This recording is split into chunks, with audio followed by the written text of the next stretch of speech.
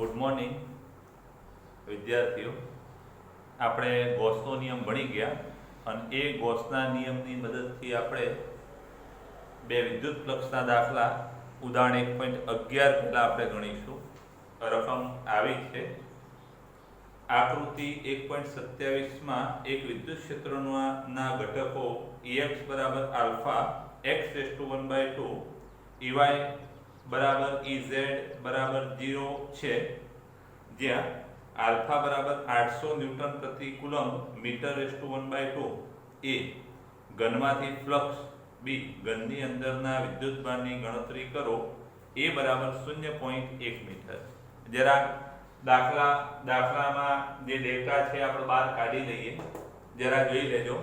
કે આકૃતિમાં એક ઘન દર્શાવેલો છે જેમાં બાજુની લંબાઈ a છે. આવી a બાજુની લંબાઈ વાળો એક ઘન છે અને ઉગમ બિંદુથી આ ઘનની ડાબી બાજુની સપાટી છે એ અંતરે છે. એટલે આ જે અંતર છે આ સપાટી સુધીનું એ a છે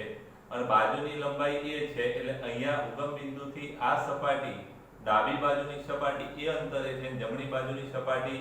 a + a એટલે કે 2a અંતરે છે. અહીંયા વિદ્યુત ક્ષેત્રના ઘટકો આપેલા છે. તો વિદ્યુત ક્ષેત્રનો x ઘટક Ex બરાબર આલ્ફા x⁴ Ey અને Ez શૂન્ય આપ્યા છે. આલ્ફા 800 આપેલો છે. આલ્ફા 800 ન્યૂટન પર કુલમ્બ મીટર⁴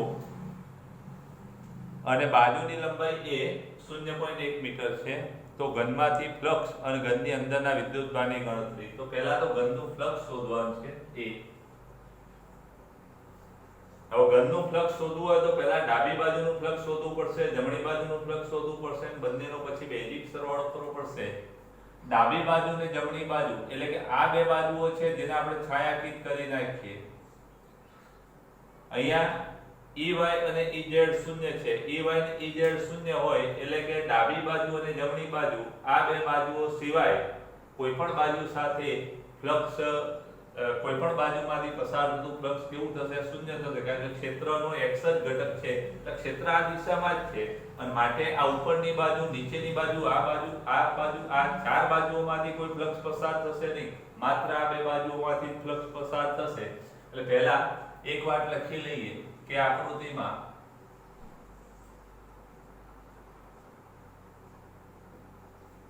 x અક્ષને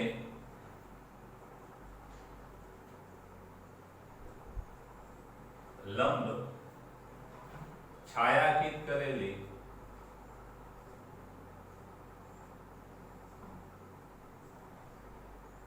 બાજુઓ સિવાયની બધી જ બાજુઓનું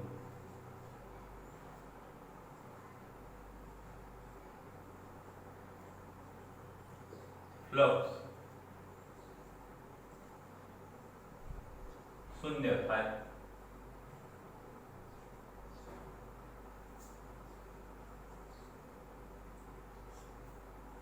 એટલે આ ચાર બાજુઓનું ફ્લક્સ તો આપણે ગણવાનું છે જ નહીં. હવે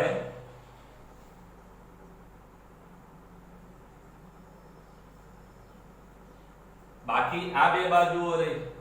એક ડાબી બાજુ અને જમણી બાજુ. ડાબી બાજુને આપણે લેફ્ટ કહીશું, જમણી બાજુને right.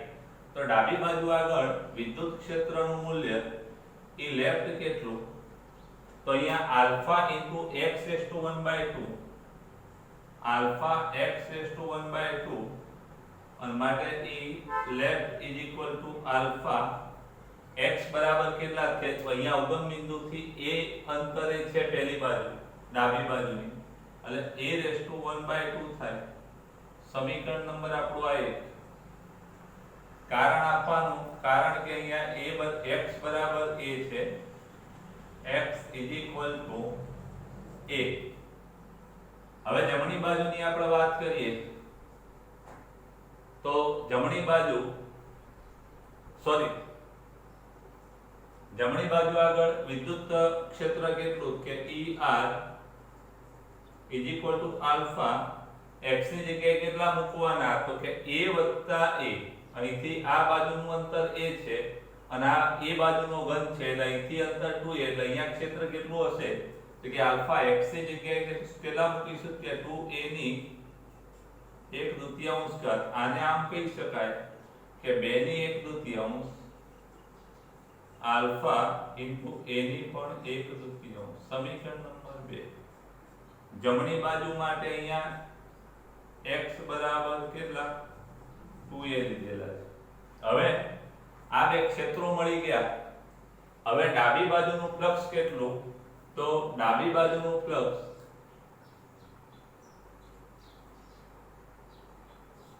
phi l is equal to તો કે ડાબી બાજુનું ક્ષેત્ર el અહીંયા ક્ષેત્ર કેટલું કે el અને ક્ષેત્રફળ સદિશ આ બાજુ થશે બાજુની લંબાઈ a છે એટલે આનું ક્ષેત્રફળ a ગુણ્યા a એટલે a સ્ક્વેર થશે ક્ષેત્રફળ a સ્ક્વેર હવે જરા જોજો કે આનો એકમ સદિશ પૃષ્ઠ સદિશ આ દિશામાં થશે ક્ષેત્ર આ દિશામાં છે એટલે બંને વચ્ચેનો ખૂણો જે છે એ 180 એટલે cos 180 cos 180 minus 1 થાય el કેટલા તો કે el is equal to alpha a raised to 1 by into a square cos 180 minus 1 અને માટે આપણે એમ કહી શકીએ કે માઈનસ આલ્ફા a ની 2 ઘાત 2 અને 1/2 એટલે 2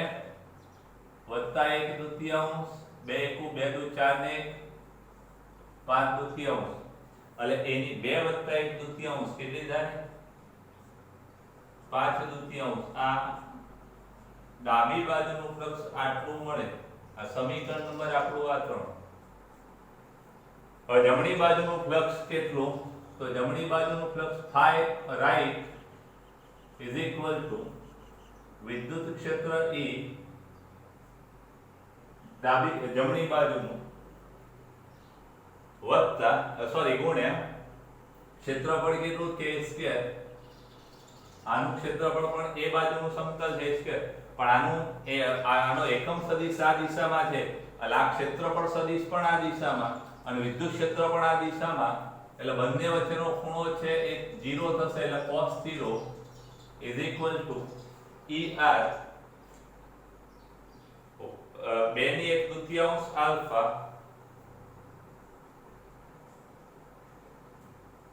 આલ્ફા a ની 1/2 ઘાત અને ગુણ્યા cos ગુણ્યા a સ્ક્વેર અને cos 0 1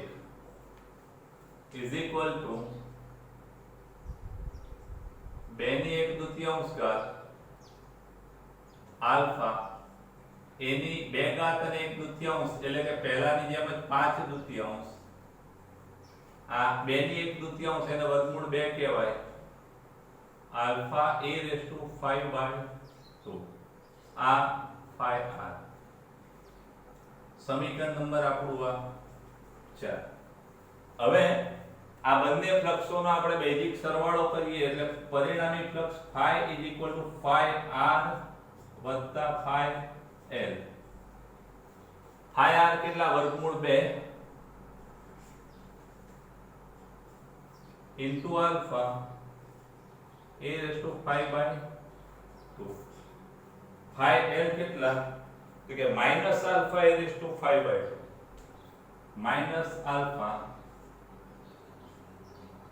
5/2 is equal to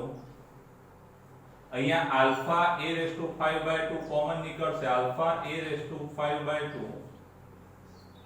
કૌંસમાં વર્ગમૂળ 2 -1 આલ્ફા કેટલા તો કે આલ્ફા 800 એ 0.1 raised to 5/2 વર્ગમૂળ 2 નું મૂલ્ય 1.414 -1 is equal to 800 ગુણ્યા 0.1 ની 5/2 ઘાત એટલે 0.1 એની 5 ઘાત કરવાની એટલે 0.1 ગુણ્યા 5 વાર 4 વાર બરાબર અને જે જવાબ આવે વર્ગમૂળ કાઢશો એટલે એ તમારો જવાબ આવશે 0.00316 ગુણ્યા 1.414 માંથી એક બાદ થશે એટલે 0.414 થાય ઇઝ ઇક્વલ ટુ 800 ગુણ્યા આટલા ત્રણે ત્રણ નો ગુણાકાર કરશો એટલે જવાબ તમારો 1.05 ની નજીક આવી જશે 1.046 આવશે તમે રાઉન્ડ ઓફ કરશો એટલે જવાબ મળી જશે એકમ શું થશે ન્યૂટન પ્રતિ કુલમ ઇન્ટુ મીટર સ્ક્વેર આ ફ્લક્સ મળ્યું ભાઈ હવે બી માં શું કહે છે કે એના વડે ઘેરાતો વિદ્યુતભાર શોધવાનો છે બી માં વિદ્યુતભાર Q કેટલો તો ગૌસનો નિયમ આવડે તો વિદ્યુતભાર તમને આવડી જ જાય કારણ કે આપણું સૂત્ર આવું છે કે કુલ ફ્લક્સ બરાબર કુલ વિદ્યુતભાર ભાગ્યા એપ્સિલોન અને આના પરથી વિદ્યુતભાર Q phi ગુણ્યા એપ્સિલોન phi કેટલા આવેલા છે 1.05 ગુણ્યા એપ્સિલોન 8.85 ગુણ્યા 10 ની -12 ઘાત બેનો ગુણાકાર કરશો એટલે લગભગ તમારો જવાબ 9.29 જેવો આવશે કેલ્ક્યુલેટરમાં 27 ચોપડીમાં 27 છે 9 અને અહીંયા 8.85 4 છે 85 લેશો તો પણ ચાલી જશે આટલા કુલમ વિદ્યુતભાર થાય Q નું મૂલ્ય દાખલો સ્ક્રીનશોટ લઈ લેજો અને નોટમાં લખી દેજો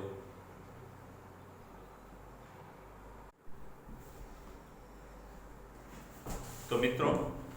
ફ્લક્સનો એક ઉદાહરણ 1.12 નંબરનો દાખલો છે રકમ બહુ લાંબી છે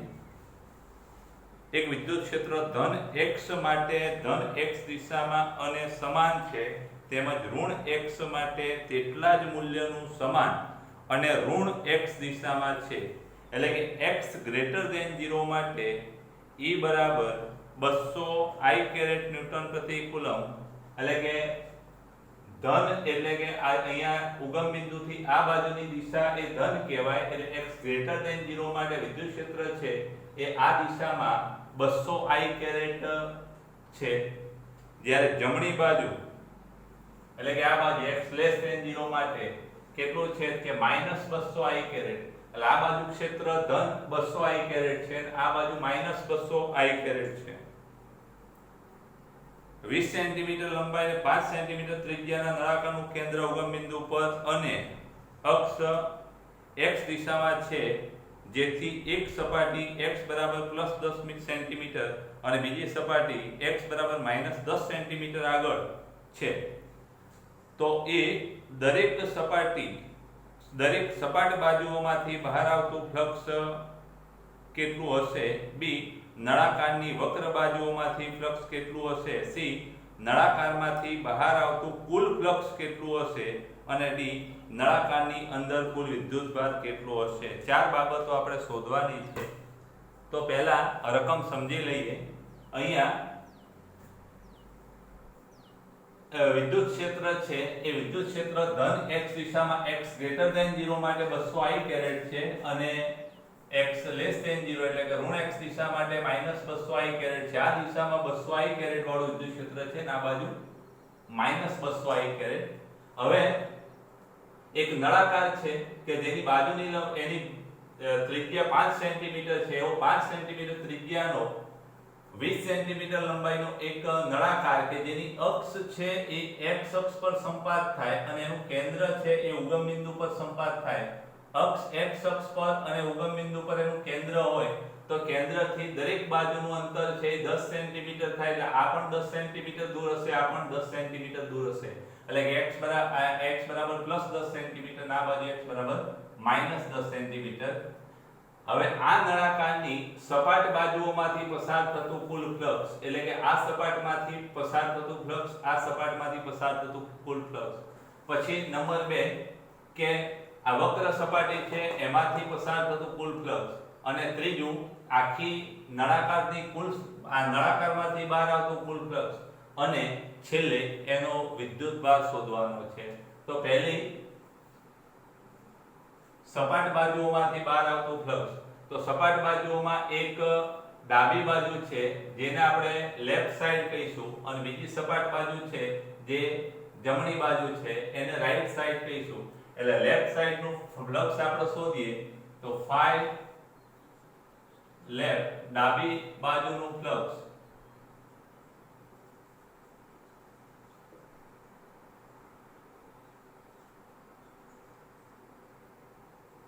phi L is equal to વિદ્યુત ક્ષેત્ર E લેફ્ટ સાઈડ ડોટ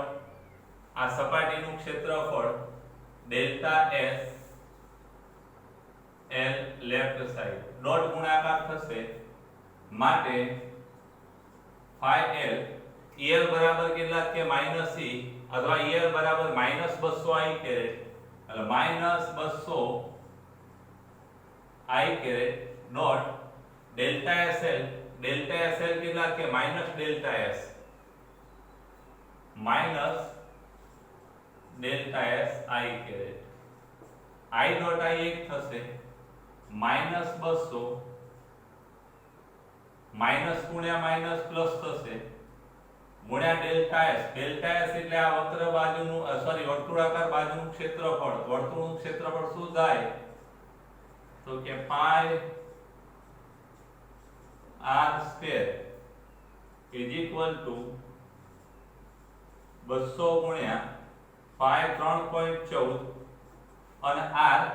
આની ત્રિજ્યા કેટલી છે તો કે 5 સેન્ટીમીટર. 5 સેન્ટીમીટર 0.05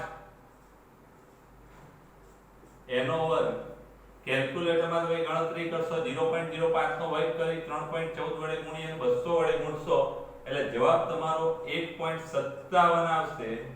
વિદ્યુત ફ્લક્સનો એકમ ન્યૂટન પર કુલમ્બ ઇન્ટુ મીટર સ્ક્વેર. આ ડાબી બાજુનું ફ્લક્સ થશે. એવી જ રીતે જમણી બાજુનું ફ્લક્સ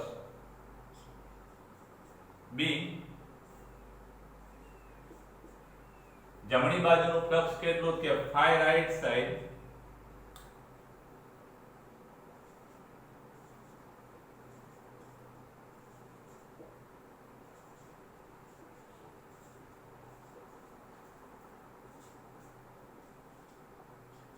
is equal to, તો વિદ્યુત ક્ષેત્ર ડાબી બાજુ કેટલું E સદિશ ER ડોટ ડાબી બાજુનું ક્ષેત્રફળ જે છે એના ક્ષેત્રફળનો સદિશ ડેલ્ટા S રાઈટ સાઈડ સદિશ is equal to ER કેટલા તો કે 200 I caret into delta S right side delta SR delta SI caret I dot I એટલે કે 200 ગુણ્યા ડેલ્ટા S એટલે પાઈ r સ્ક્વેર. આગળ આપણે 200 ગુણ્યા પાઈ r સ્ક્વેર કરેલા છે 1.57 ન્યૂટન મીટર સ્ક્વેર પ્રતિ કુલમ. આ ડાબી બાજુનું ફ્લક્સ મળ્યું, જમણી બાજુનું ફ્લક્સ મળ્યું. હવે સીમા શું કહે છે તો કે સીમા આપણને કહે છે કે વક્ર સપાટી નળાકારની વક્ર બાજુમાંથી ફ્લક્સ B, નળાકારની વક્ર બાજુમાંથી ફ્લક્સ આ નળાકારની વક્ર બાજુના દરેક બિંદુ આગળ તમે ક્ષેત્રફળ ખંડ લેશો તો ક્ષેત્રને લંબ થશે, અને માટે એમ કહી શકાય કે નળાકારની વક્ર બાજુ એટલે કે સપાટી માંથી પસાર થતું વિદ્યુત flux phi3 is equal two શું થાય તો કે સદિશ E dot delta S E delta S બંને લંબ છે એટલે cos 90 0 એટલે ફ્લક્સ 0 મળે. પછી C માં એવું કહે છે કે કુલ ફ્લક્સ તો કે કુલ ફ્લક્સ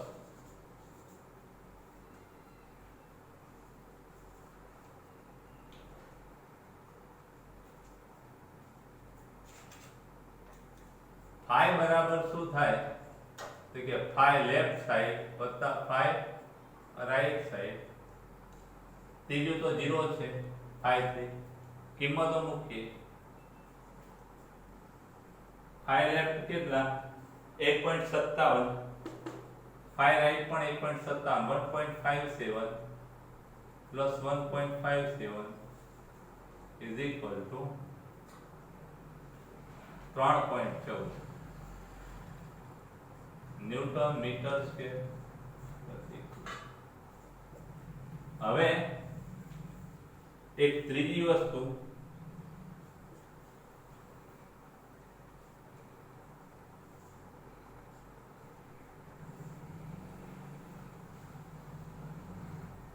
છેલ્લે ડી કુલ વિદ્યુતભાર.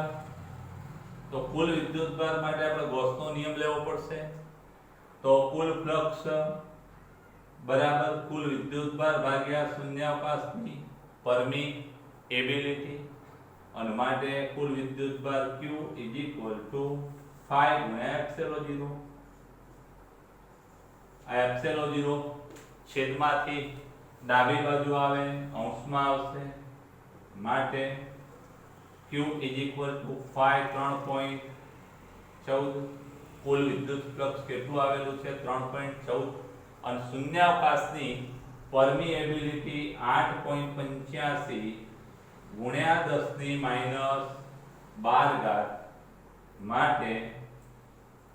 Q ઇઝ ઇક્વલ ટુ આનો ગુણાકાર કરશો 3.14 ગુણ્યા 8.85 એટલે 27.8 થશે ગુણ્યા 10 ની માઈનસ 12 ઘાત અને માટે Q ઇઝ ઇક્વલ ટુ 2.78 ગુણ્યા 10 ની માઈનસ 11 ઘાત. દશાંકીને ડાબી બાજુ ખસેડો તો અહીંયા એક ઘાત ઉમેરાય માઈનસ 12 વત્તા 1 એટલે માઈનસ 11. આટલા કુલમ વિદ્યુતભાર થશે. સ્ક્રીનશોટ લઈ લેજો.